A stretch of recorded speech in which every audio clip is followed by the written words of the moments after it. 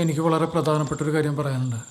പതിവില്ലാതെ സിനിമയ്ക്കൊക്കെ കൊണ്ടുപോകാന്ന് പറഞ്ഞപ്പോഴേ എനിക്ക് തോന്നി. എന്നതാ കോള്?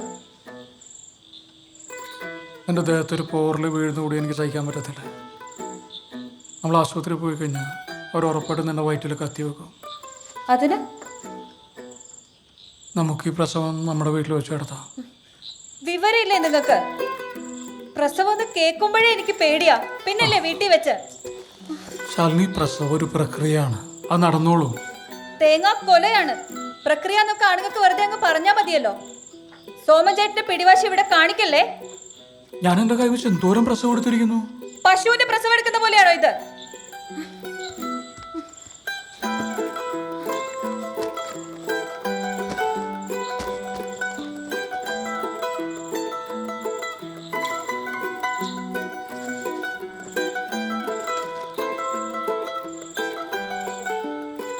ശാലിനി, അതിനുള്ള എല്ലാ സൗകര്യങ്ങളും ഒരുക്കിയിട്ട് മാത്രമേ നമ്മൾ പ്രസവം നടത്തുകയുള്ളൂ.